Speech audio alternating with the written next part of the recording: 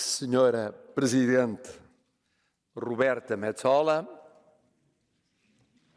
senhoras deputadas, senhores deputados, 3 curtas palavras prévias.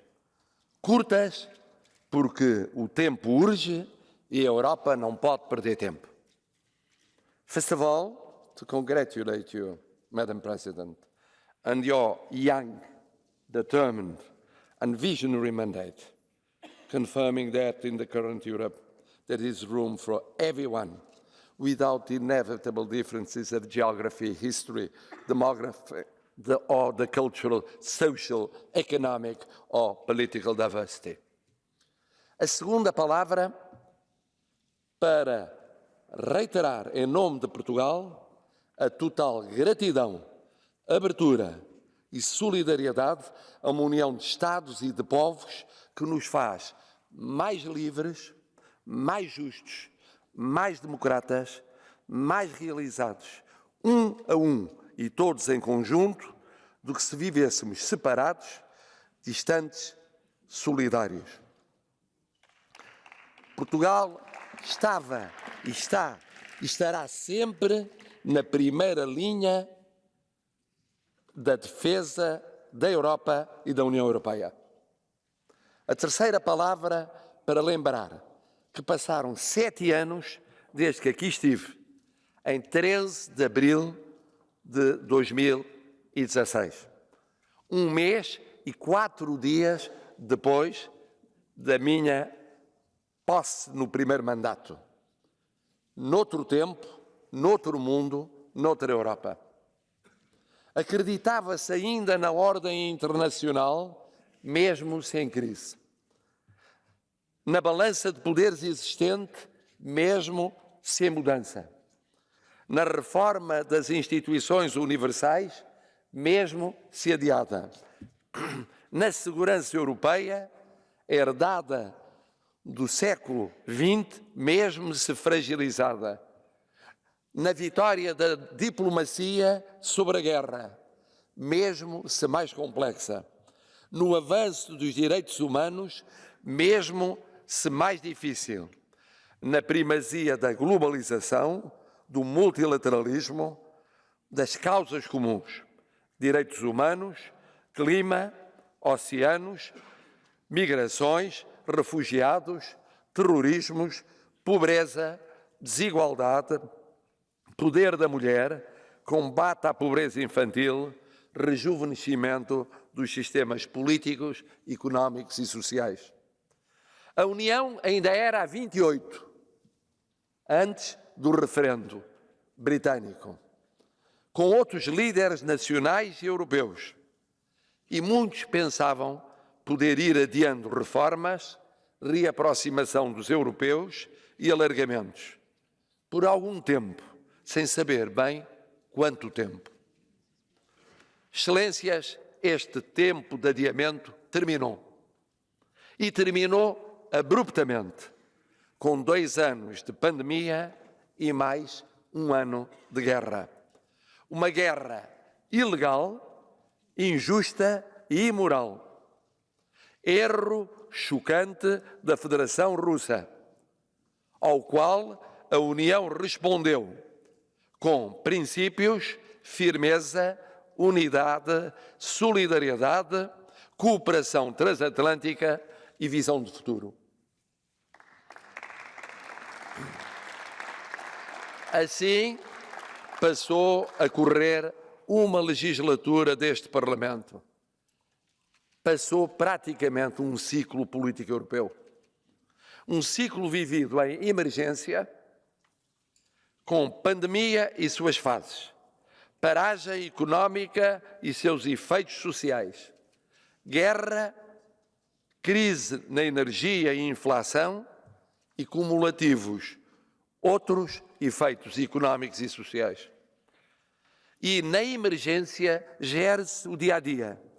Tem-se menos disponibilidade para ponderar as grandes questões que se colocam à União, aos europeus, a todos nós. E falta apenas 1 ano para as eleições europeias. Excelências, quais são as questões essenciais que temos e teremos de enfrentar nestes anos decisivos? São 1 mais 7. Simples de enumerar, mas mais difíceis de responder. 1, a mais urgente, garantir que da guerra que tem martirizado o povo ucraniano e atingido muitos mais povos por todo o mundo e em particular na Europa, possa sair uma paz legal, justa e moral, respeitando o direito internacional e os direitos humanos, prevenindo novas guerras, dando novo futuro a quem hoje vive na incerteza pessoal, económica e social. E depois, 7 questões desse outro futuro, questões de médio e longo prazo. Primeira questão: quer a União sair no pós-guerra e pós-recuperação económica sustentável como efetiva potência global, sim ou não? Na nova balança de poderes, não ainda uma nova ordem internacional que demorará a emergir, perante potências confirmadas, potências diminuídas pela guerra ou pela economia, que papel quer desempenhar a União Europeia? A minha resposta é simples: o maior, o mais forte possível, só possível em unidade. Senão, acabará por ser o menor, o mais fraco possível. Segunda questão: de que União Europeia estamos a falar? Com alargamento? E se sim, como e em que termos? A minha resposta é sim, com alargamento. Dentro do melhor possível. Isto é, com a melhor preparação política, institucional, económica e financeira possível. Só essa preparação tornará o alargamento um êxito para todos, como queremos. A não preparação poderá redundar numa desilusão dramática para todos, os que estão e os que legitimamente esperam vir a estar. Terceira questão: União Europeia com que poder económico? O que significa com que capacidade de recuperação e consolidação económica e social, num ambiente a vários títulos externos e internos à União, complexo e desfavorável. A minha resposta é, e só pode ser, pensar naquilo que está a sacrificar milhões de europeus, acelerar a recuperação da economia, não minimizar os reflexos sociais imediatos e os efeitos políticos também imediatos da inflação, os efeitos conjuntos da pandemia e da guerra. A recuperação económica europeia tem de ser acelerada para aproximar mais e mais os europeus da União Europeia. Quarta questão: a União Europeia com que linhas mestras de governação económica e financeira a médio e longo prazo, sobretudo se pensarmos no alargamento a mais Estados-membros e nas suas legítimas expectativas quanto aos fundos europeus.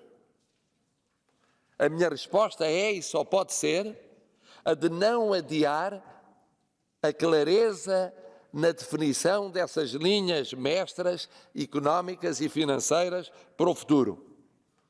Porque se adiarmos essa definição, tudo ficará mais pesado e atribulado para resolver mais tarde. Quinta questão: União Europeia com que política de relacionamento com os outros continentes? O que é mais vasto do que apenas política de migrações. Do que se trata é de uma política de relacionamento com os outros continentes. A União Europeia quer ficar distante, fechada sobre si mesma por causas antigas e recentes, como a pandemia, como a guerra, ou quer ser ativa, antecipatória, aberta. A União Europeia não pode esquecer que noutros continentes está difícil de se compreender que esta guerra não é europeia, é global.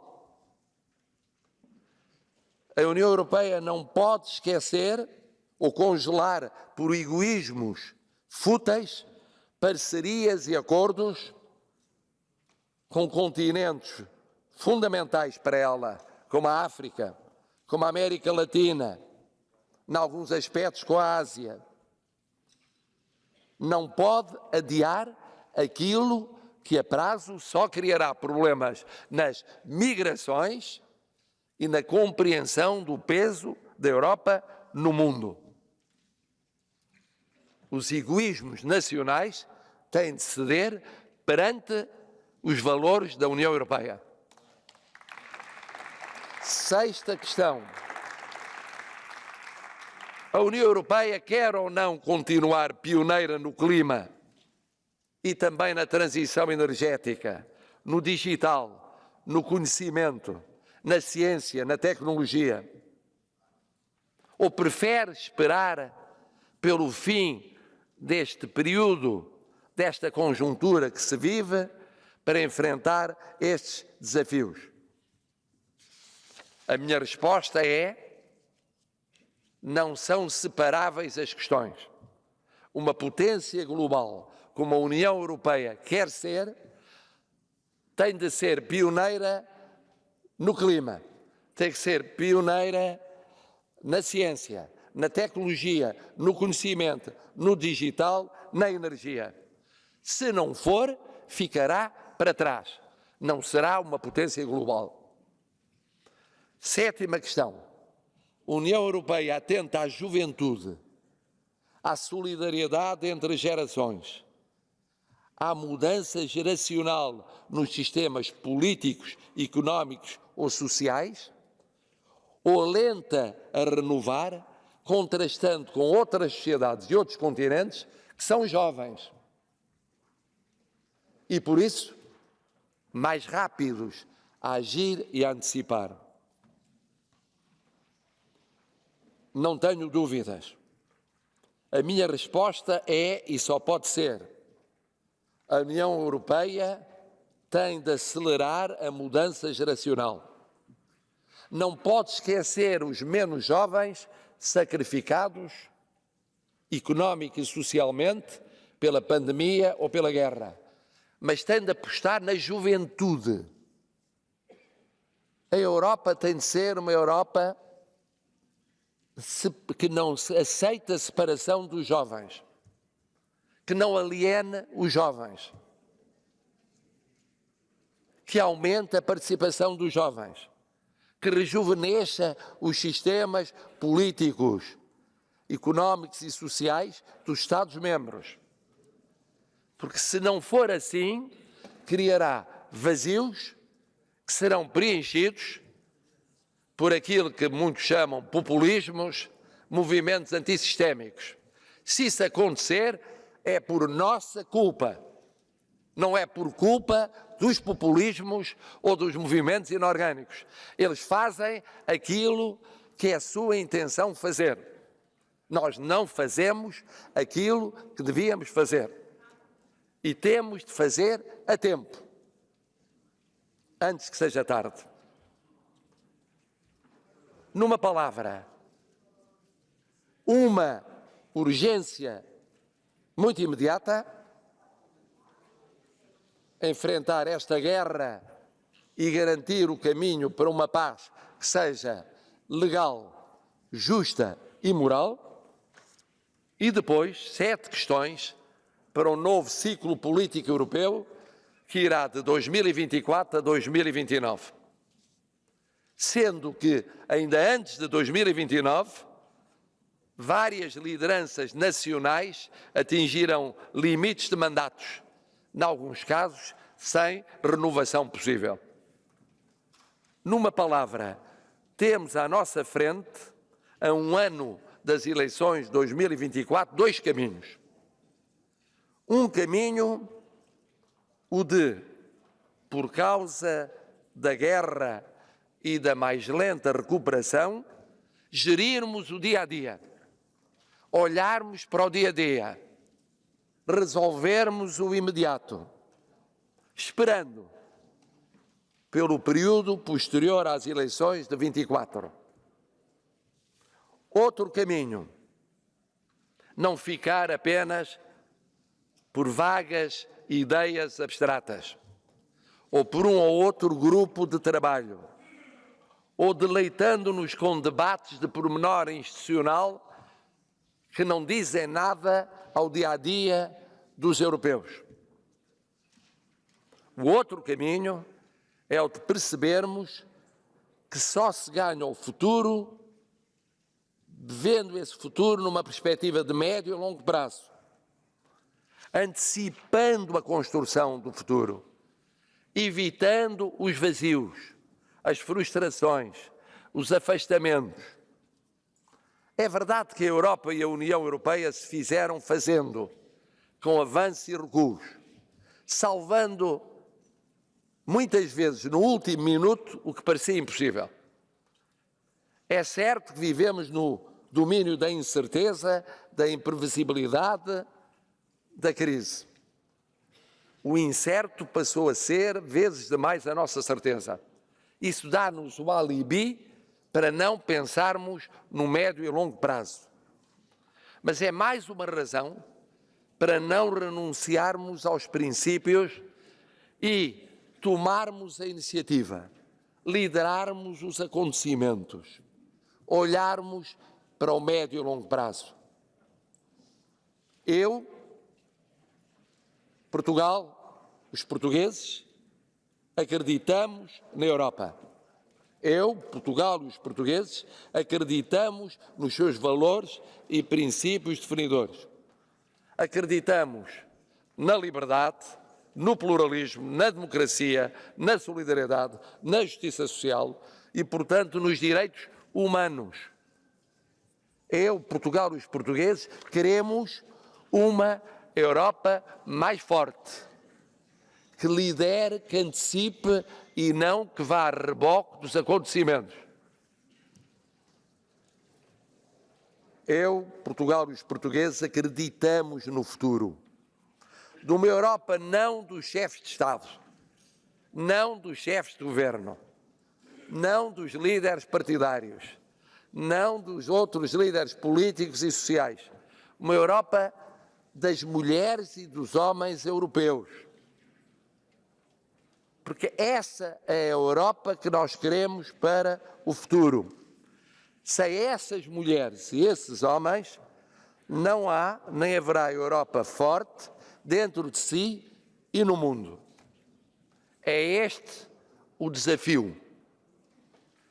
Temos pouco tempo, muito tempo, pouco tempo para o anteciparmos.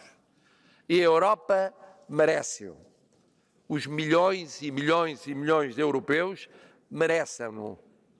O mundo merece uma Europa mais forte. A Europa, como sempre, vencerá.